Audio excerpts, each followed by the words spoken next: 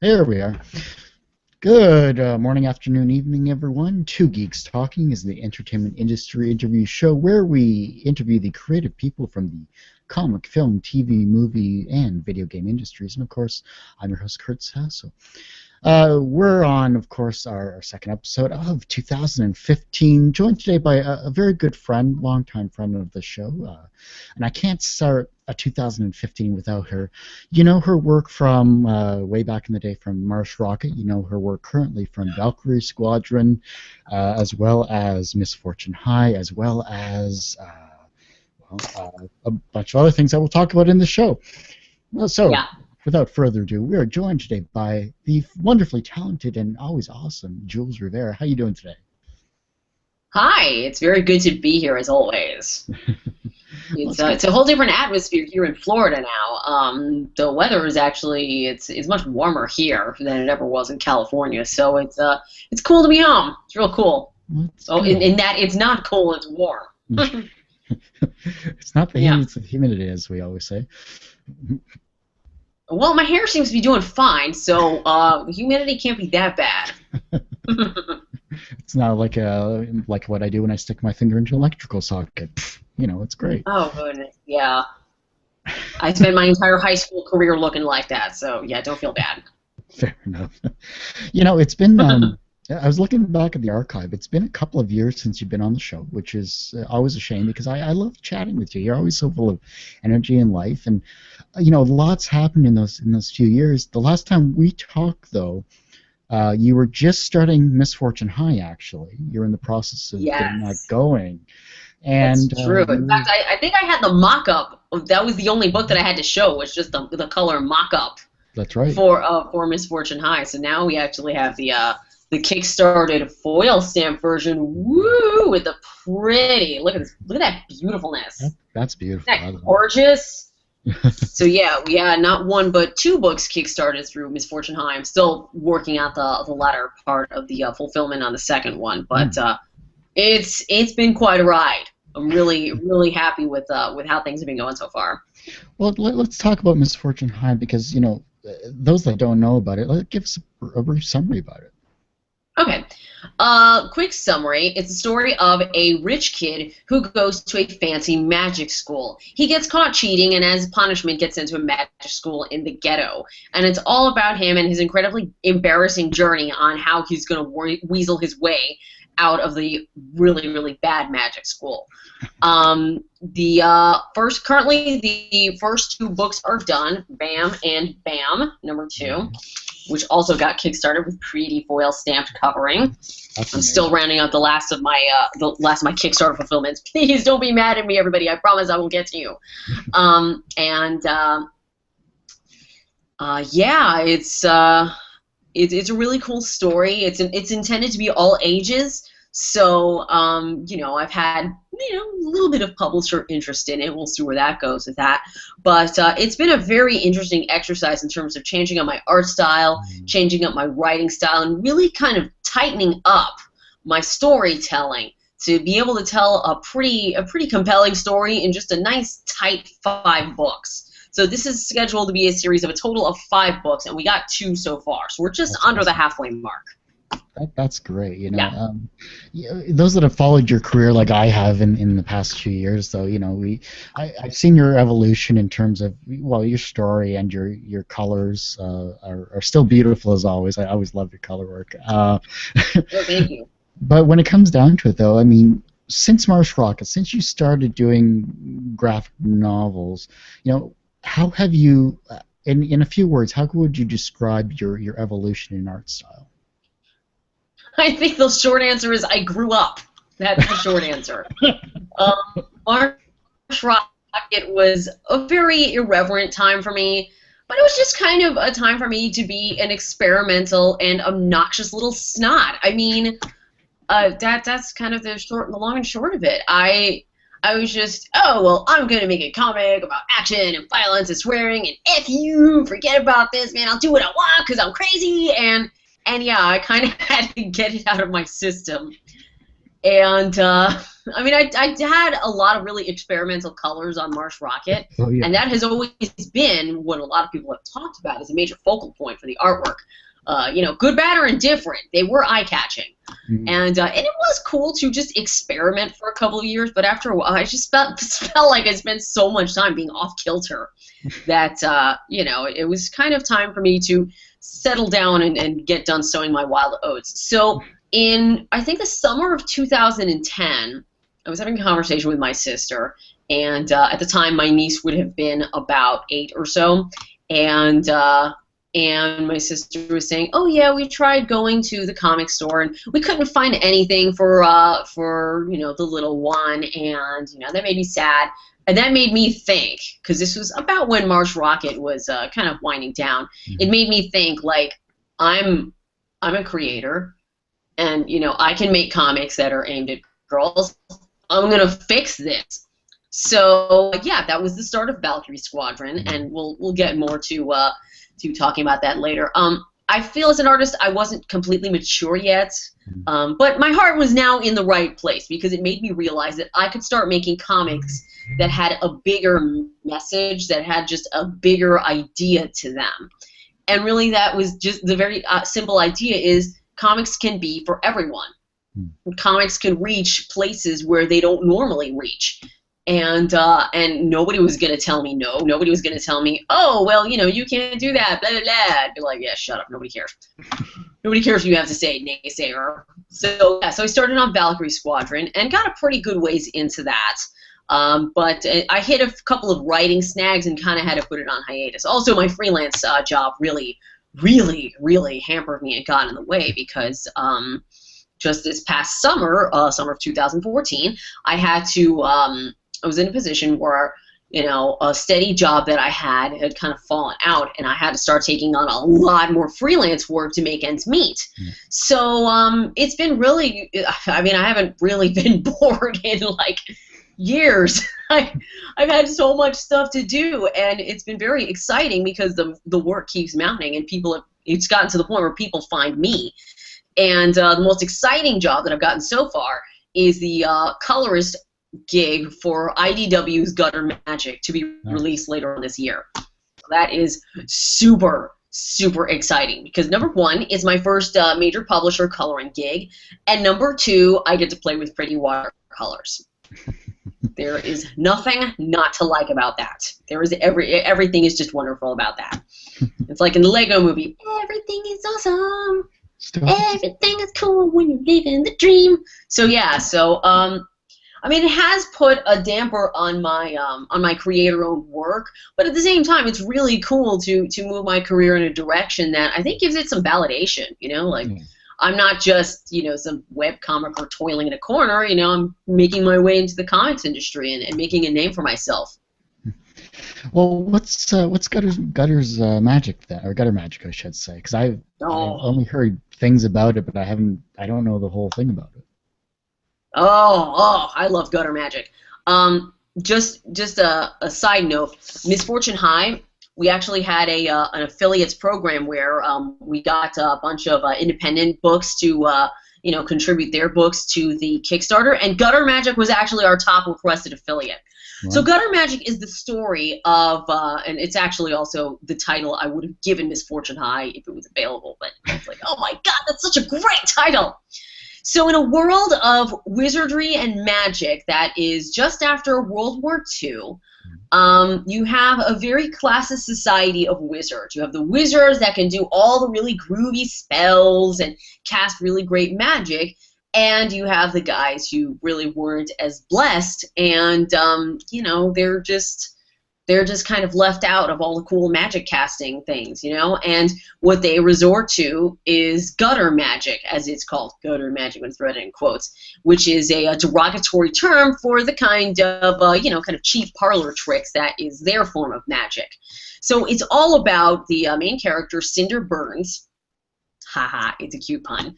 Yeah. Cinder Burns and his goblin friend Blacktooth and their quest for finding a perfect spell that'll help Cinder level up to a cool wizard status. So I've been doing the colors for this for about a few weeks now, and we're really excited about putting this book together. The book had previously been released as a self-published piece through Six Gun Comics, but now it's being released through IDW. That's awesome. Yes. It's great to see comics, that start independent, whether they're web comics or whether they're just traditional print comics, get recognized by large publishers like IDW, like Image, like whoever else. It's amazing. Well, I think IDW made a really good move in picking up Gutter Magic. It's a great story. I'm a huge fan of it. I'm kind of geeking out here that I was allowed to to work on this. It just, I kind of got the job through word of mouth where Rich Dueck, the writer, he had spotted some of the artwork that I was doing for Comics Tribe, because I'm also a colorist on the latest Oxymoron mini-series for Comics Tribe. Awesome. Tell me you're familiar with Comics Tribe. You know what I'm talking about. Yeah, I know Comics Tribe very well. Okay, good. Okay, good. Yeah, some folks don't know, but they should. They really should, because Comics Tribe does really great work too. Mm-hmm. So I've actually been the colorist on the Oxymoron, The Loveliest Nightmare for the last few months as well. And actually my color work is also going to appear in the newest Oxymoron anthology. So, nice. Comics Tribe has been putting me to work. So Rich happened to see some of my colors for Comics Tribe stuff, and he was like, hey, this is really cool. Do you want to do an art test for Gutter Magic? And I was like, oh my god, I'm going to do an art test for Gutter Magic? So yeah, they really liked the watercolors that I put out for it, because it's not a super well-known fact, but sometimes I like to mess with natural media because it gets me away from my computer, and playing with regular just art supplies is super fun. Kurt, you know what I'm talking about, because you've been in art classes for the last couple of years too. Yep. So I have experience with watercolors. That's kind of like my main jam. And I thought, well, particularly for this old-timey look that Gutter Magic has, rather than give it the more modern treatment where everything is shiny, or you throw manga tones in it, or whatever new guy tricks you have with comics coloring, they're not bad.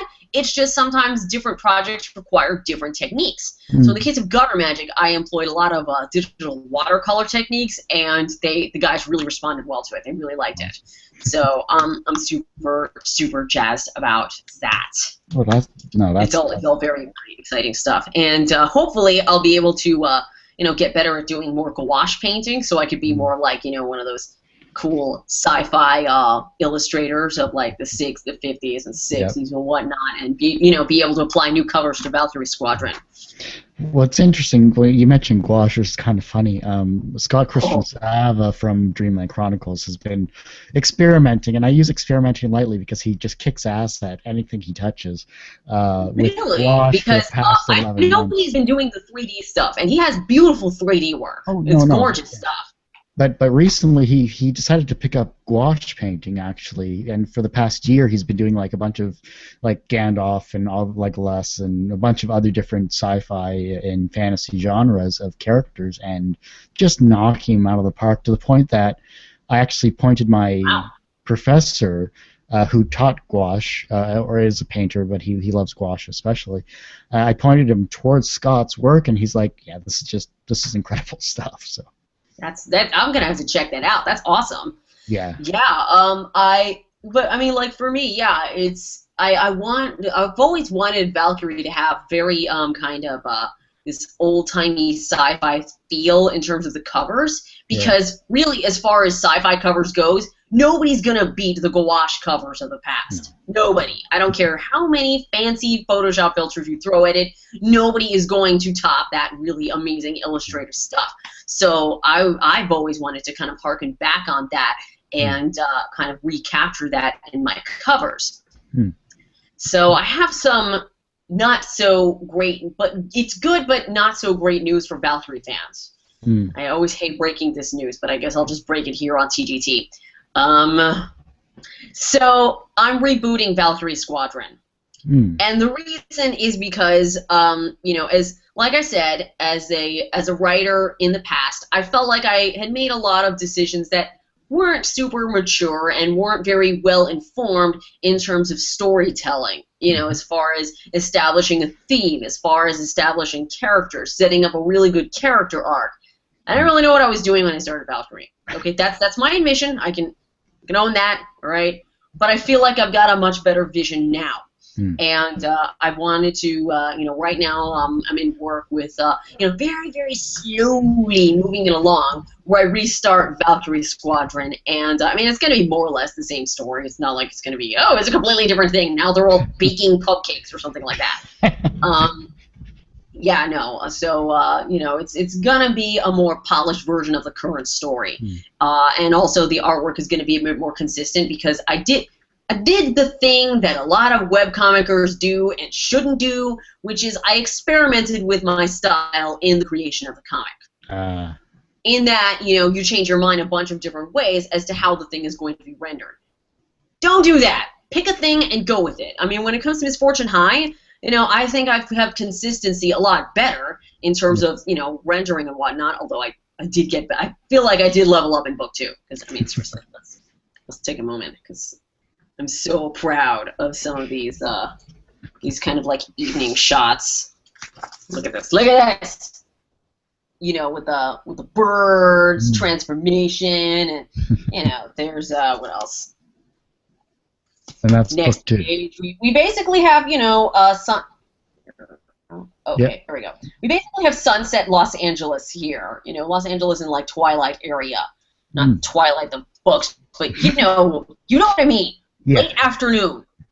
So yeah. I mean, as far as picking colors goes, I feel like I'm getting more comfortable with that. But you know, the actual rendering style stays the same.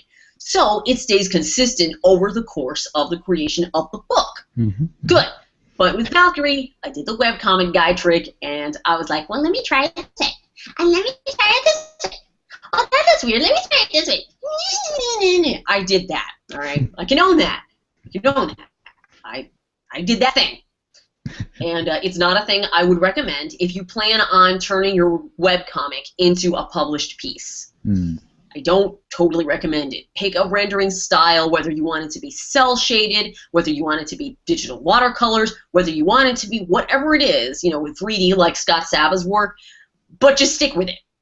Stick with it, especially if you intend for it to be kind of a shorter series, like a mini-series, then just stick with the darn thing.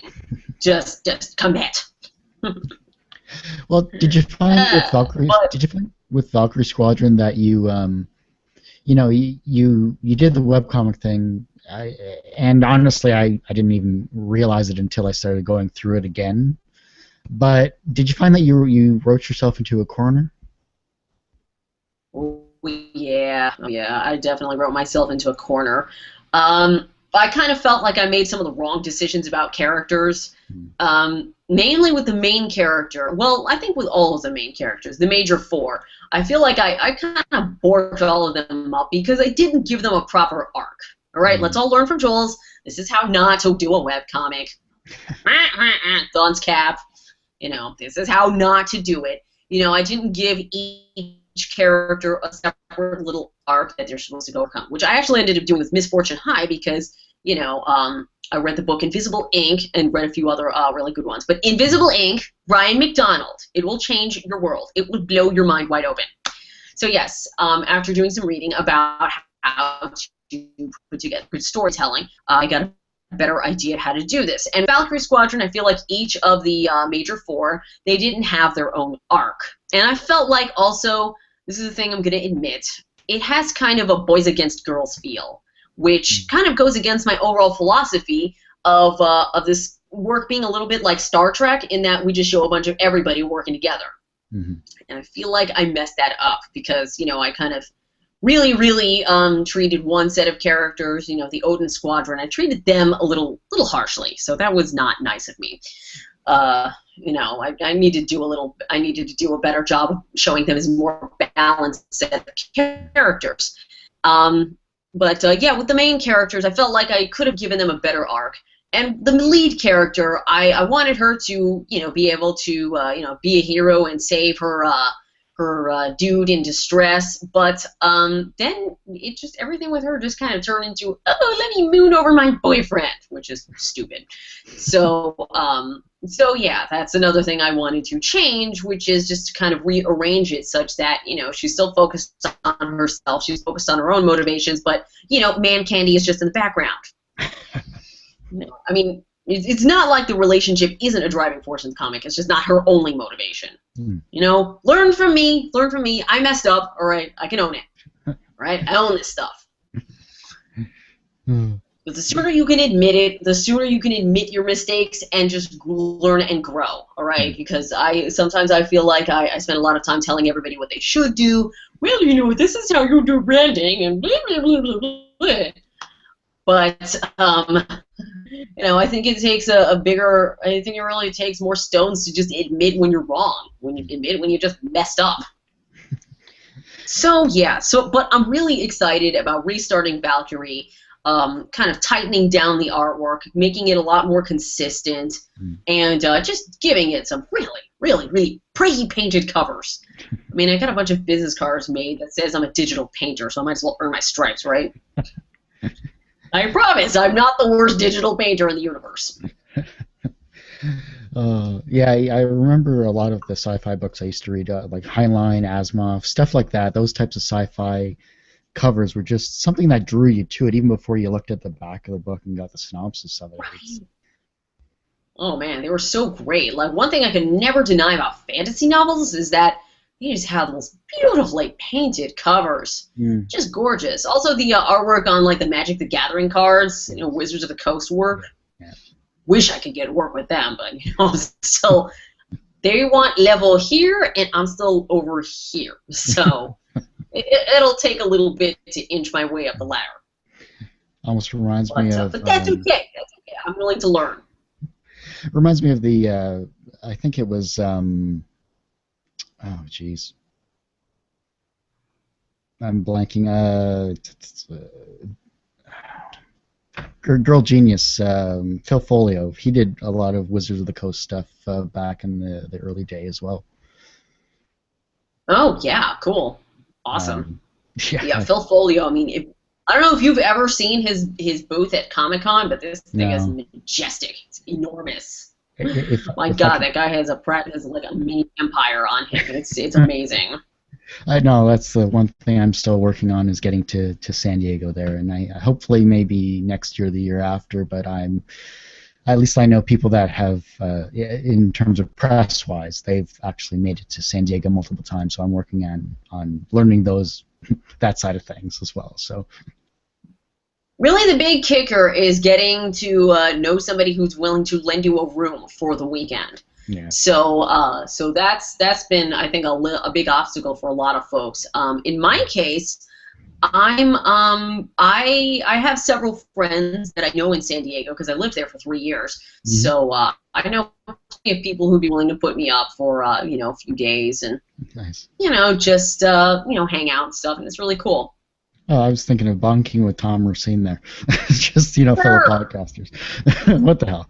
Nudge him over. It'll be fun. Yeah, I think I saw one time, who's the, oh my gosh, I'm completely blanking on the name.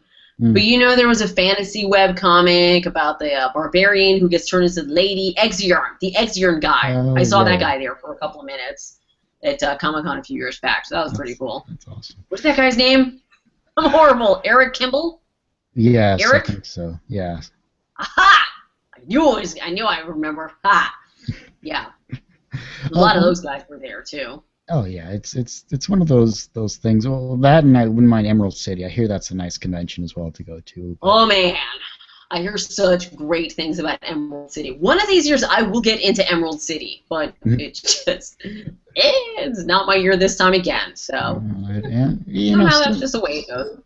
I think once IDW puts out Gutter Magic and all that stuff, I think that's your in right there. So we'll see.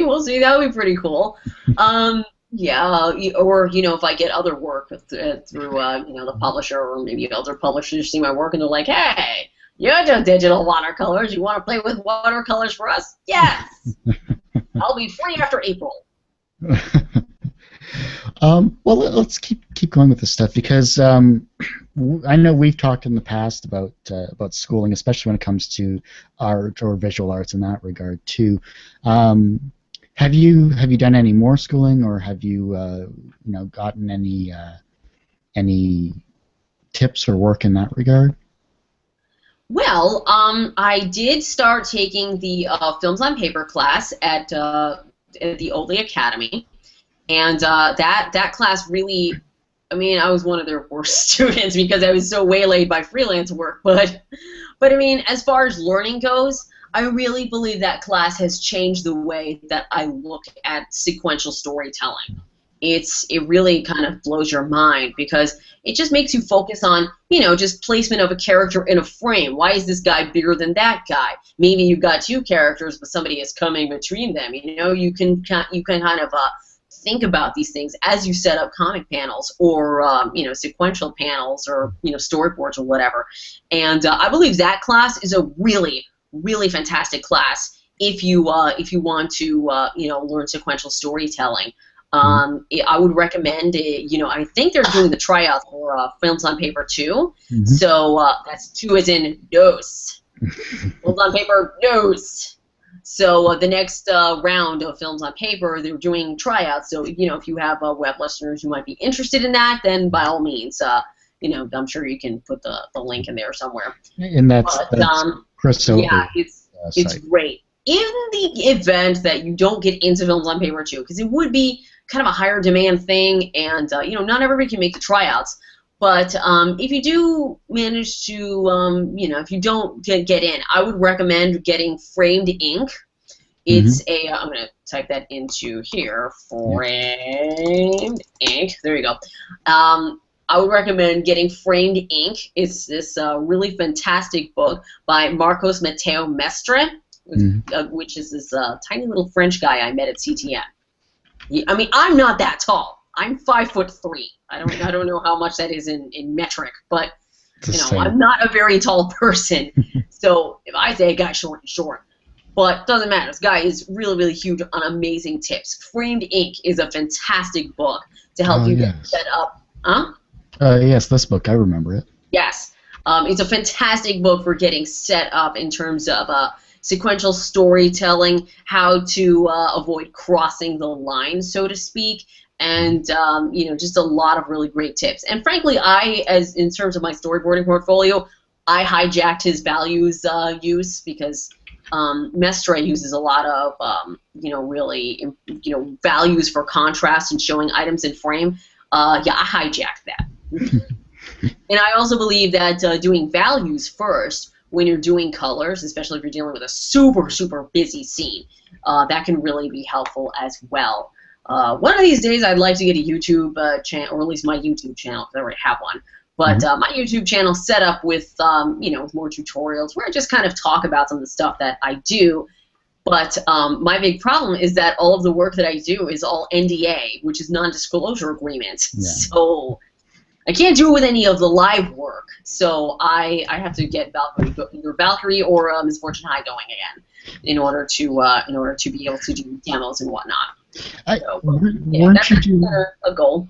But weren't you doing coloring of Valkyrie Squadron a while back though as well? And was that on YouTube or was that on something else? That was on Livestream.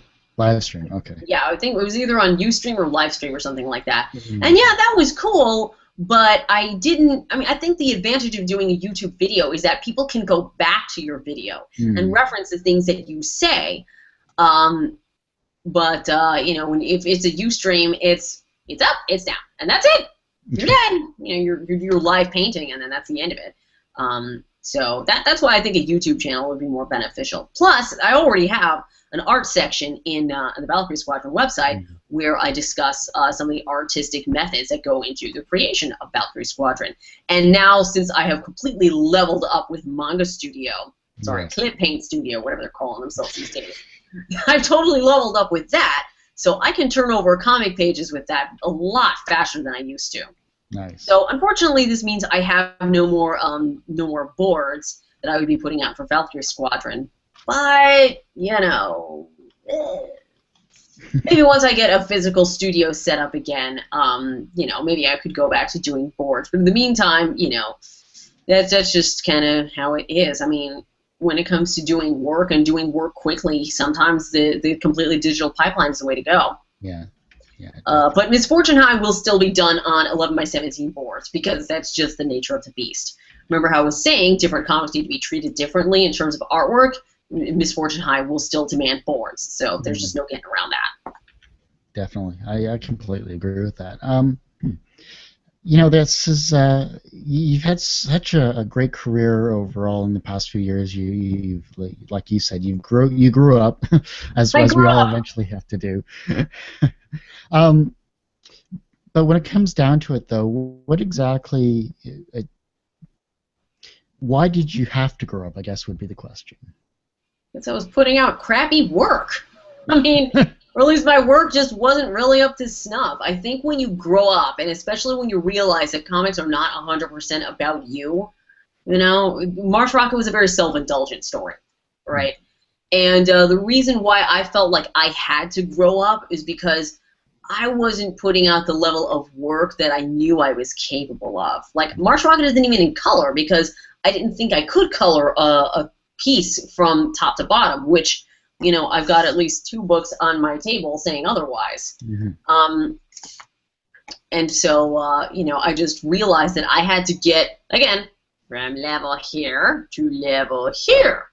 You know, start leveling up. And in order to level up, you kind of have to get over yourself. And you can't, I mean, at least in my case, I felt like I had to get over myself and just stop acting like a brat and start considering other potential readers in my repertoire, you know, and that is why I switched to all ages, because number one, my cartoony style is actually pretty well suited to all ages, but number two, you know, it's just not all about me. There are other readers out there who need to be reached. Yeah. So yeah, that's so far. Let's talk about the it's Chris Oatley, right? The Oatley Academy. Yes. Oatley Academy, I should say. Yeah, I think you go through chrisoatley.com. That's how you access it. Yeah, that's right. I actually applied to, I think, the first one of that, and obviously my skill set isn't that spectacular for something like that. But I applied either way, so I was on their wait list. And but you know, I've been following. Obviously, you follow the Paperwings podcast. You follow his blog on chrisoatley.com. When you got accepted to that, what were you expecting as an artist from that style of academy? I really didn't know what to expect. This is my first ever online class, so I kind of didn't know what I was getting into. Really, I was hoping to get you know, kind of more detailed instruction on how I should you know, create my work and how to also engage the audience to make your work a bit more, you know, kind of hit here. Because that's what Oatley Academy really stresses, and that's what Films on Paper stresses. Really kind of hitting your audience here. Because, I mean, while you can make a work that looks really cool and has a cool story to it, I mean, the stories that really last, the stories that we'll remember till we're 80, those are the stories that really hit us in our hearts, you know, and affect us emotionally. So learning how to, I hate to use the term manipulate emotions because that sounds really mean, and that's not what, I mean, it is what's going on, but it kind of is for a good reason, you know. People pay you, or the people come to you because you give them this emotional experience with your work. And so it's all about learning how to manufacture those feelings through characters, through experiences, through plot points, and through, in the case of Films on Paper, through actual placement of characters on screen. So, so I guess in terms of what I expected, I didn't know. What I ended up getting was a really honed-in focus on the emotional aspect of visual storytelling and how to get the visuals, to get the emotions out that you are looking for. That, I think, is probably the most important thing. And I think that's what makes Oatley Academy stand out above, say, other schools that promise, oh, well, you want to learn how to draw a really great mech. So what? That great, congratulations, you invented the Transformers. I mean, so what? You know, it's really all about hitting people here. Hmm. I agree. That's Yeah. interesting. I've always enjoyed his information. I'm on his mailing list, and yeah, everything that he puts out, in some way, shape, or form, even if I'm not doing traditional art at the moment, or if I'm not doing it to the level that I see everyone else doing, I find that I'm taking something away from whatever his academy or whatever he puts out there, and it's great to have someone that's on the same level, as everyone else in terms of describing things and not be taking a high and mighty attitude as some other professionals have in the past when it comes to quote-unquote teaching. Well, in the case of Oatley Academy, Films on Paper is taught by Justin Copeland, who Okay. is currently I think he's working on Guardians of the Galaxy, the animated series. Bless his heart, that's a freaking dream job. But I think that's one of the things he's working on. I'm not 100% sure, but he is, he's been doing boards for Marvel Animation for several years now, and he's awesome. There's no other word for it. He's really, really awesome. And I think the overall attitude of the Oatley Academy is that it's very optimistic. You know, you may not have the most awesome draftsmanship, or maybe you're not the greatest painter in the world, but, everybody kind of helps everybody else to kind of get to the next level or just reach a certain level of understanding. Like, I recently had a question about that, and that's another thing. They build community, and that community stays put. Nice. Once the class is over, it's not like everybody scatters. We stay stuck together. I'm still actually on the community page for them. So, I had a question about, okay, so the Grand Budapest Hotel is filmed with a really, really super weird film style where everything is just a flat shot or rotation, and then that's it, and it's really jarring. So I go to my Films on Paper guys, and I say, hey guys, can you help me out? I don't know why he's doing this. I mean, it's a very specific visual style, and I just kind of want to understand it better from maybe other people who might have studied this a little more, and to help bridge the gaps for me. Yeah. And I felt really good that I could talk to a bunch of other people who who kind of have other angles to approach this from than me, to kind of help bridge the understanding for me. So that's another thing Oatley Academy offers. It's really about the community. Nice. Yeah. And it's you only see that when a group of people that are passionate about the same topics, come together, and it's not just about a Reddit feed or a forum or whatever, but building a community is difficult in its own right too. But I'm glad that people are sticking together. That's always wonderful to see. Yeah, I feel like I'm going to have lifelong friends from this, One guy actually lives here in the Orlando area, so that's like, oh, hey, cool, man. We can go and get together and do a sketch night, and this is going to be super great. So yeah, I mean, that I feel really good about that. And I think that's what makes webcomics and working on the web so difficult for some people, is that you feel like you're alone. You really feel like you're kind of off on your own, and you're by yourself. Nobody is going to help you, and when you feel so alone, you feel like, it really does stunt your growth artistically too. Sometimes having a feedback community of trusted artists really helps. A lot of people, they have a lot of some of the more successful webcomicers, they have really active comment sections where they could get feedback from their readers. But I think the readers have a bit of a different perspective than another creator. And I think sometimes maybe the readers don't have the same understanding of what goes into the creative process as another creator. Right. And I'm not dissing the readers. I love you guys. You guys are wonderful. We are nothing without you. I'm just saying that when it comes to getting advice on how to improve your artwork, sometimes getting advice from somebody who's kind of been down that road is a bit more helpful. But that doesn't mean we don't appreciate feedback from anybody, all right? That it's just, there's a specific angle there, all right? Makes sense. So I feel the love, all right? Just remember, I love you all. All 5 of my readers. Oh, as we talk about your career, as we've been doing this for the last little bit, and I always appreciate your not only your professionalism, but your candor and your humor and all of that other stuff. You're successful professionally. Do you consider yourself personally successful? That's a good question. What are we calling personally successful? Like if I have a big house or a fancy car? This is one of those questions I've been asking hundreds of creators, and the answer is always different. It's their own personal interpretation of what their personal success is.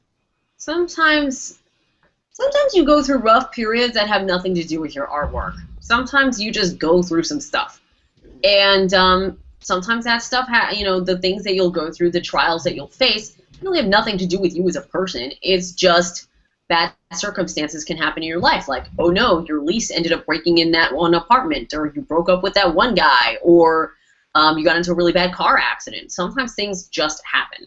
But I think it's really how you come out of those bad circumstances, how you rise from the ashes. It really is how you're defined as a character, I guess. How you're defined as a person. Like I said, I had a full-time job last year, and it kind of the rug got pulled out from under me, so I had to undergo a lot of quick life changes in a hurry, and very drastic life changes. And I feel like a personal success in that I've overcome a lot. I've overcome a lot of slings and arrows that have been thrown at me. And interestingly, I think all of the challenges that I've met in the last year have helped me overcome my particular case of imposter syndrome. Because you know how sometimes if you're a professional and you get hired to do a job, but maybe you're kind of new at the job, or you don't have a lot of particular experience at that kind of job, you feel like, oh my gosh, I'm an imposter. Oh no, I even wrote a whole blog about my imposter syndrome a couple years ago. Right before going to talk to a middle school audience, and this, now that I've survived the crucible, I'm over it. No, I am a badass. I spent 2 weeks coloring a 24-page book. Was it 24? It was more like 23 pages, but still, 2 weeks, 23 pages, while everything in my life is exploding. I feel like I've proven myself. And I think that was stuff like that is a personal success for me, I think. So do I have a fancy Mercedes-Benz, and do I live in a cool 3-story house and have an entire turntable full of sushi giving me sushi every single day? Maybe not, but I'm a happy person. I'm a strong person. I have a lot of really great art tips to offer. I'm doing good work. So I'm pretty good. Nice. I forgot I had a question before that, so I'll ask it now. Everyone has that one person that kind of inspires them on the path to where they are today. Who was that for you? Oh gosh, wow. I don't have a one person that inspired me on the path. I had a whole bunch of people. I was just telling you about my niece not having, the comics that she needed in her life inspired me to do Valkyrie Squadron. I mean, she's just a little 8-year-old girl at the time. She was not even really aware of what I was doing. But, kids like her inspired me, to work on Valkyrie Squadron. And summarily, Princeless for Action Lab, which was a really cool thing to do. What else? My family, they've been super supportive of me as of late. I mean, my mother has even been hounding me. She tells me, are you signed up to do MegaCon? And I tell her, I hadn't really thought about doing MegaCon. You really should do MegaCon. That's a really big show for someone like you. You should do MegaCon. And as far as, Southeast shows go, MegaCon is actually pretty big. Yeah. So there is that. I have my family. They've kind of become my cheerleaders, which is pretty cool. Because in the past, I think everybody has seen my artwork or my comics, and they're like, "What is this?" They kind of didn't quite grasp it, but now they get it, and they're on board, and they're really excited, which is awesome. All of my other artist friends inspire me. All of the people that I met and made friends with at the Noma School of Visual Effects. I don't know if you can see my bag back there. Yeah. That's totally not staged, I promise. My other LA friends that I've met, Kelly Turnbull of Manly Guys Doing Macho Things. She has inspired me.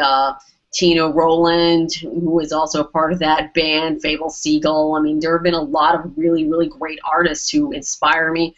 Lora Innes, I consider a big inspiration. I mean, who doesn't consider Lora Innes an inspiration? If you don't consider Lora Innes an inspiration, you either don't know who you are, don't know what you're talking about.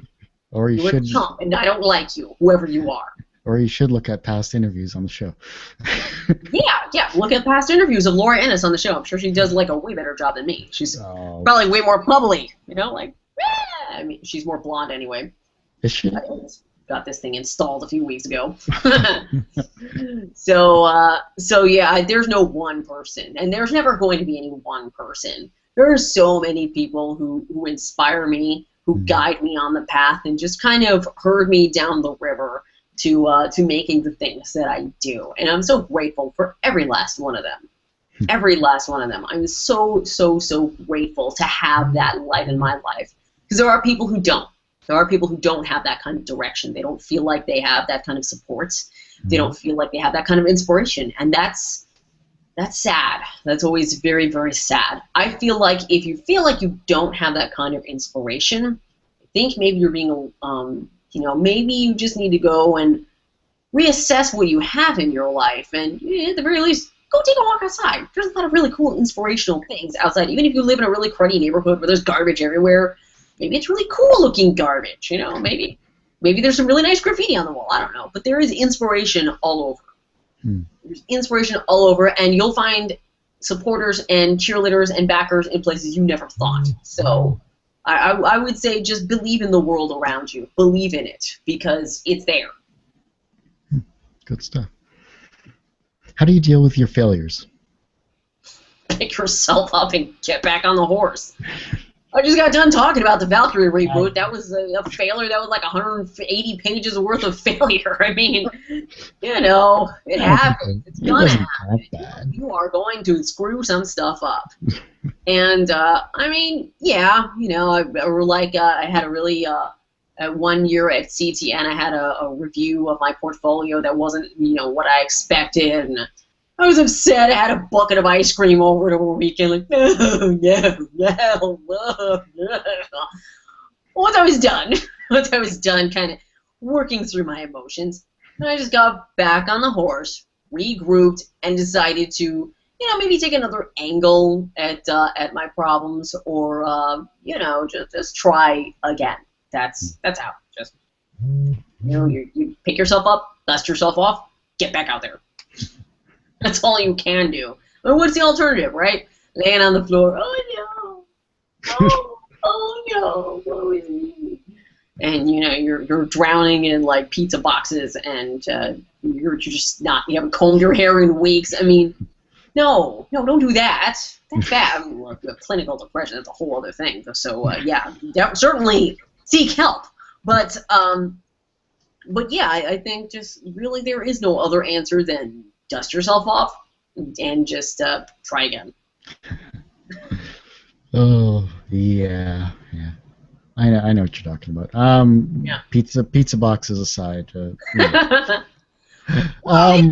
Sometimes pizza is delicious, okay? It is, yeah. If you're not careful, and you're busy with other stuff, then yes, they pile up. And next thing you have a little pizza fort, and you're like, oh no, I have a pizza fort. How did I let my life come to this? Clean up the pizza fort and get back to what you were doing. Sergeant Rat, quick, defend the front of the fort. Yeah, exactly. You talked about your niece early on, and this is kind of geared towards that generation, the younger generation. They're looking at your work, if they've seen your work, and I'm sure they have, because you have all age stuff, which is awesome. Yeah. They're looking at your work and becoming inspired by what you're putting out. How can they inspire the next generation that follows them?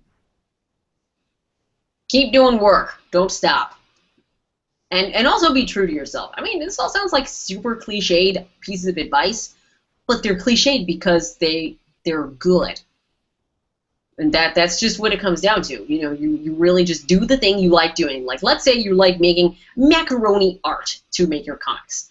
Or a friend of mine who I was just recently talking to, she had she had a 10-year-old boy, and she says, yeah, he uses Legos to make comics. Like, he uses the little Lego brick men, and he sets them up in different pictures, and he even manufactures little different Lego brick men from the Lego bricks, and he takes pictures and makes little comics out of them. And you know what? I say, if you want to make comics out of Lego brick men, I'm pretty sure there are webcomicers who already do that. Yeah. If you want to make your Lego brick man comics, then by gosh, just do it and own it, and just don't ever stop. You inspire people by just doing. You really do. You just inspire people by just doing what you love, and other people see you doing it, and they're like, oh, is that a thing I could do too? And you're like, yeah, it's a thing you could do. Here's how I do it. You know, step. And yeah, so I would say, you know, do what you love what you do, and you know, when it comes to younger people asking you for advice, just let them in on the secrets, because there is no secret. That's the big giveaway, right? A lot of people think, oh, well, don't give away your artistic secrets. They can't replicate your brain, okay? They can't take your brain and put it into their mind. Everybody's going to have a different way of approaching storytelling and problem solving and creation of artwork. You know, usually what you end up being as a creator is really just a stew of other people's good ideas anyway. Like, just recently for some of the rebound work that I'm doing on Valkyrie, I've been inspired by the works of, oh God, strike me dead for saying this wrong, Stefan Sejic. How the heck do you pronounce that guy's name? Anyway, you know, I've seen a lot of his painterly work, and I think, oh my gosh, I think I'm going to try and make my work look a little bit like that. I mean, obviously, I can't exactly hijack his style 100%, but the way that he renders figures and whatever, he's got a lot of good ideas there. So, you know, I can look at artists like that and see what I can learn. Who else is really super awesome? Oh my gosh, there's so many awesome guys out there, like Trad Moore. God, that guy's artwork. I mean, this guy, if you're going to emulate somebody, this guy is the guy.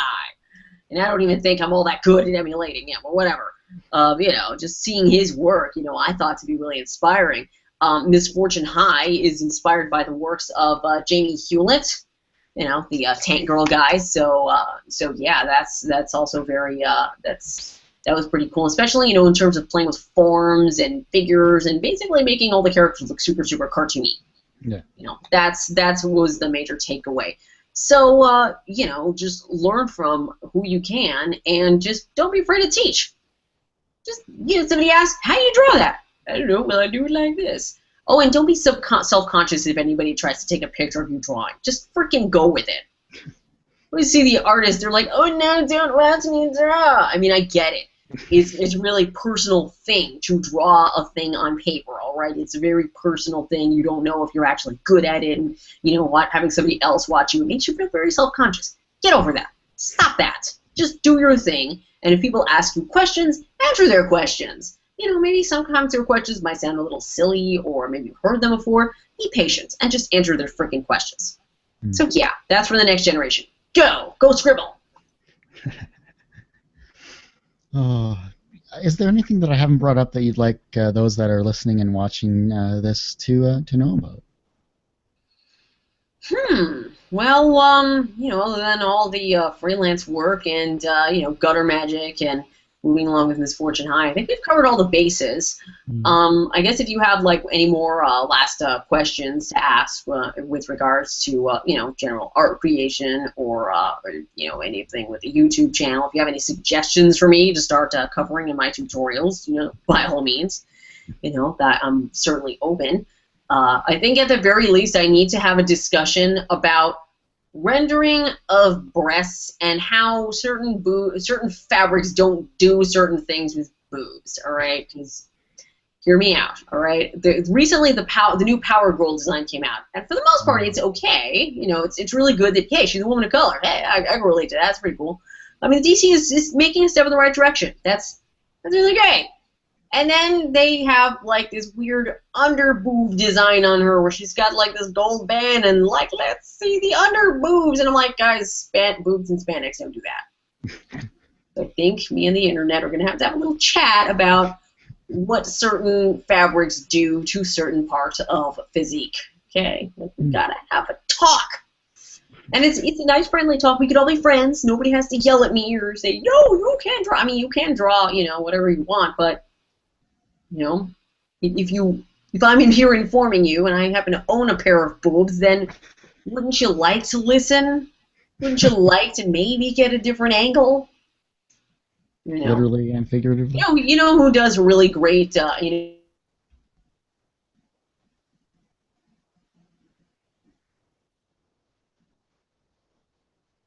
I think you froze.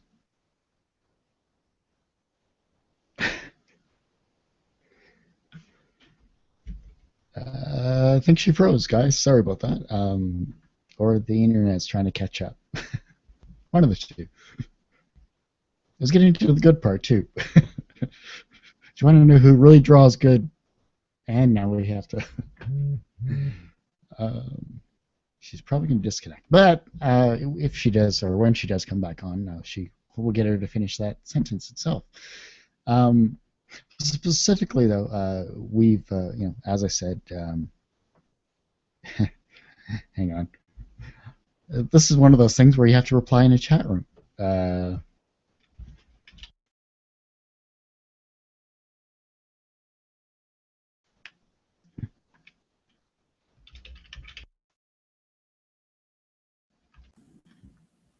Huh. There she is. You're muted.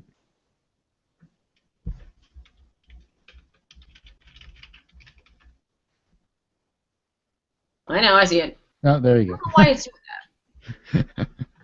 I don't know. But you were saying you know who draws great, and then that's where you froze. Oh man, I was just saying Alan Evans from Rival Angels. Oh, yeah. Yeah, he's been. I mean, how long he's been doing that comic? Like 8 years or something like that. Has it been 8 years? I don't know if it's been 8, but it's been like I remember he's been doing that comic since I moved to California. Since before then. Yeah, I moved to California back like 6 years ago. So. And I think the first time I saw him was at C2E2 back in 2010, and he had just put out book 3. So yeah, it's got to be 8 years by now. Oh my gosh! So yeah, Al's had a lot of practice with regards to drawing, female anatomy. But he's also a pretty good friend of Lora Innes, and I'm sure if he did something stupid, Lora would be like, "Sweetie, we need to talk. Al, buddy, we're friends, so we can. You're in my circle of trust, so we can have this conversation. But let me help you. Help me to help you. Ice cream sandwich. She's also does that Paper Wings podcast. So I don't know how long it's been since she's done that, but they've been going for the Paper Wings podcast. They've been going as long as I have, if not probably a little longer, 7-8 years by now, something like that. I wouldn't say quite that long. It's been about like a good 3 or 4 years though. I don't know. I've been doing this too long. I lose track of who's come and who's gone in the podcast industry. Yeah, but they've stuck around. But I know they recently had a couple of new podcasts out. If you guys have the chance to listen to the Paper Wings podcast, which is basically the embryo fetus version of the Oatley Academy. The Oatley Academy kind of sprang from the Paper Wings community. Yeah. So yeah, for sure. If you get the chance, listen to those podcasts. You will change your freaking life. Because I mean, when I was in a really bad place, in terms of my profession a few years back. I think it's a pretty well documented thing. Hey, I used to be an engineer. That was a thing I did.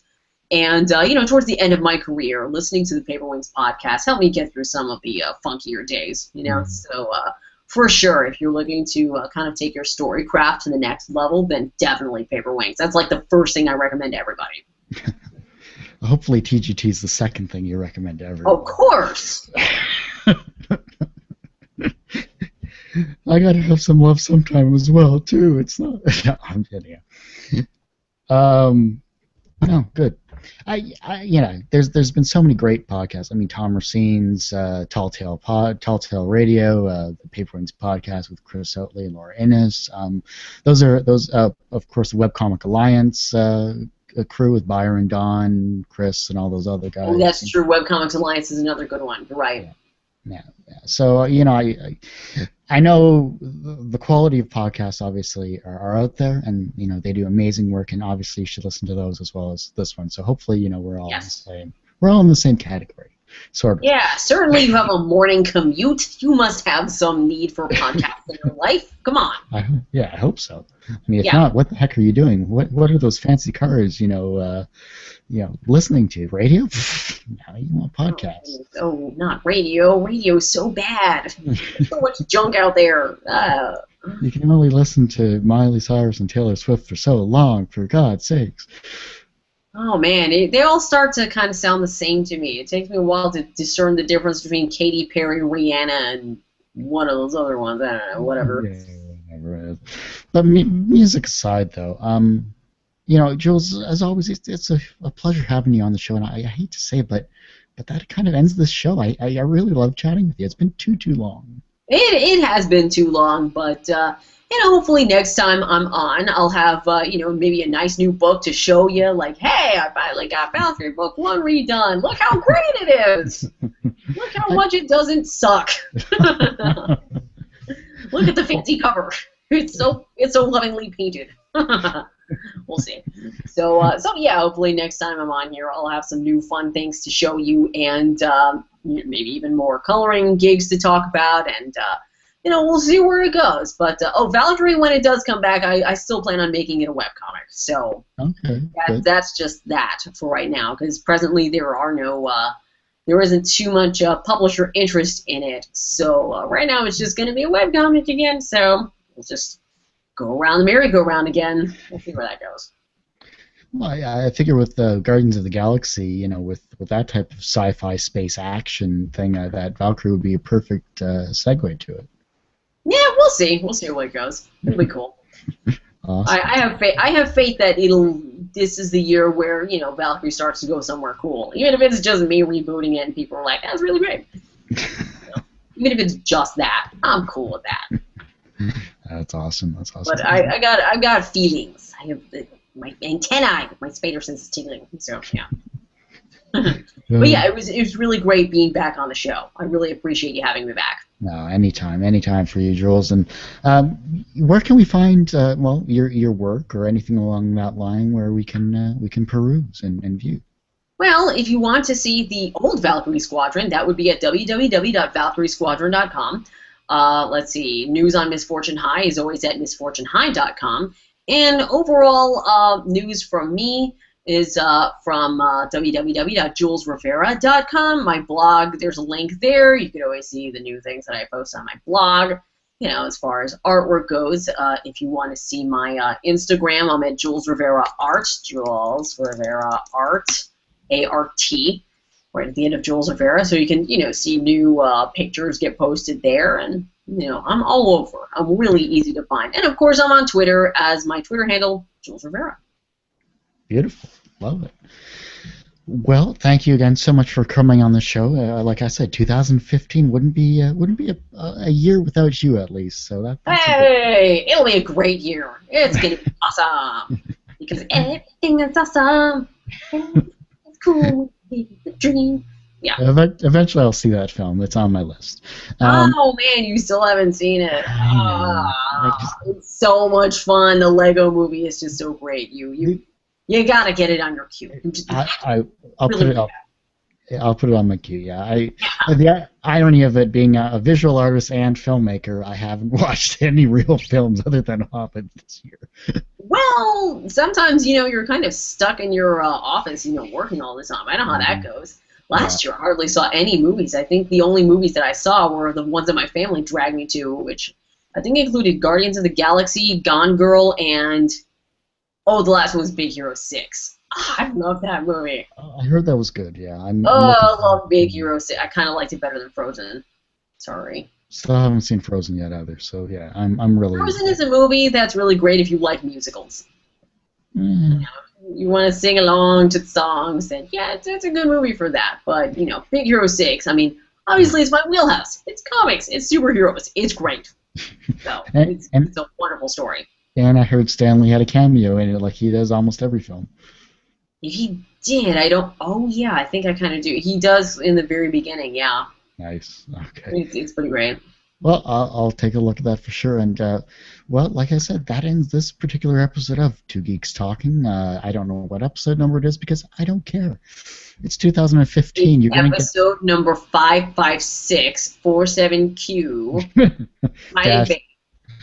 Heart. dash Exclamation point. 28. Ampersand. Pound sign. Or I guess it's hashtag now, isn't it? Yeah. Oh, yeah. Uh, I'm old. It's a pound sign, damn it. it's on those Why did we dial call it a pound sign? I have a story for you after about that particular phrase too. Anyhow, so that ends this particular episode with Jules Rivera. Of course, you can find her work at julesrivera.com and the various other sites that she mentioned previously, which is wonderful.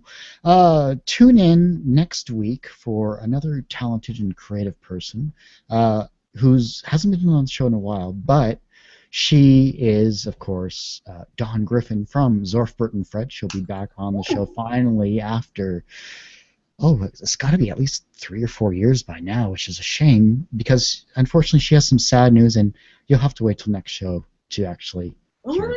Oh, no. So, I don't want to hear sad news from Dawn. She's probably been busy with Webcomics Alliance, She's a busy lady, but I don't want to hear sad news from you, Dawn. You're not allowed to give me sad news. yeah, well, unfortunately, where there's a beginning, there's always an end, and that's all I'll say about that. But thanks everyone for listening and watching. Yeah, I have to be cryptic somehow, but thanks to everyone for listening and watching to the show. Of course, I am your host, Kurt Sasso. You can find this episode on twogeekstalking.com, and that's the word two, not the number two.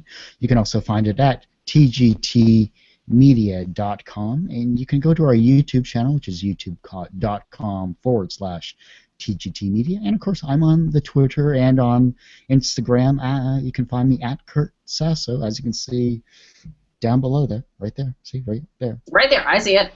Right there. And thanks everyone for listening and watching, and I can't wait to have you on another wonderful, great, and talented episode, of course, with our amazing guests. Talk to Thank you you. later.